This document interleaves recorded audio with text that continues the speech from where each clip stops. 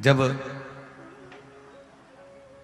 गुणनिधि रोज मंदिर के लिए निकलता, शाम के समय पर जाकर मंदिर में दीप लगाने के लिए जाता था, मंदिर में सेवा करने जाता था, पूजन करने जाता था, अर्चना करने जाता था, आराधना करने जाता था।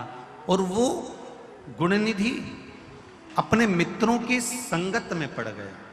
वो गुणनिधि अपने मित्रों के कहने में आ गया।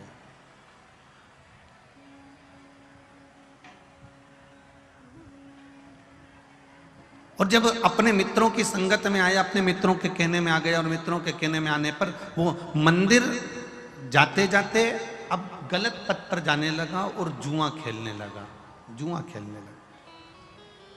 मार्ग विभाजित हो गए। एक बहुत अच्छी बात आपसे कहेंगे, नवनिधि शिव महापुराण की कथा सुन रहे हो और इतनी दूर दूर से आए हो तो एक जीवन में उतार कर रखना। जब तुम्हें लगे कि हमारे घर के बच्चे गलत मार्ग पर जा रहे हैं, जब तुम्हें लगे हमारे घर के बच्चे व्यसन में जा रहे हैं, मदिरा पान में जा रहे हैं या गलत व्यसन की ओर जा रहे हैं, तब प्रयास करना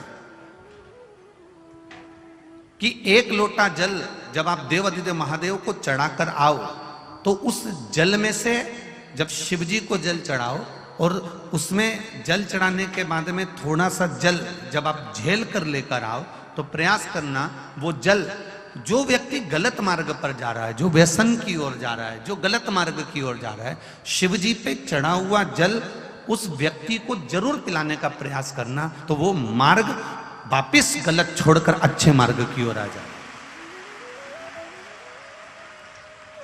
शिव महापुराण की कथा तो यहां तक कहती है कि शंकर भगवान पर चढ़ा हुआ मात्र जल, शंकर भगवान पर चढ़ा हुआ मात्र नैवेद्य, शिवजी पे चढ़ा हुआ मात्र कोई पदार्थ, कोई भी नैवेद्य, कोई सामग्री, कोई प्रसाद अगर शिव को समर्पित हुआ है और शंकर भगवान को समर्पित हुआ और वो सामग्री अगर आपने शंकर भगवान से औषधि के रूप में मांगी है तो शिव ने उसको औषधि कर कर प्रदान करा है। शिव ने उसको औषधि के रूप में दिया।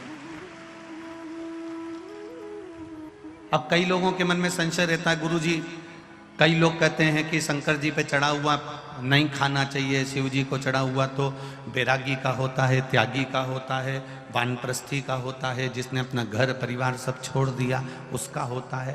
पर कई लोग इस पे संशय करेंगे, कई लोग ये कहेंगे कि आप कहते हो कि शंकर जी पे चढ़ा हुआ खा लेना चाहिए, और कई लोग कहते हैं कि शिव जी पे चढ़ा हुआ नहीं खाना चाहिए। तो हम किसकी माने?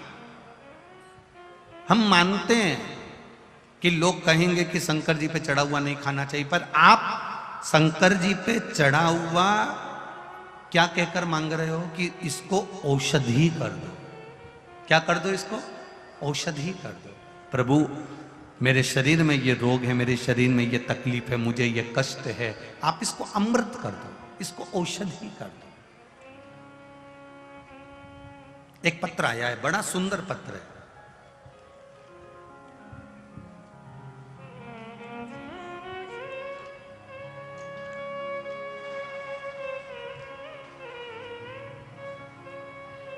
मेरा नाम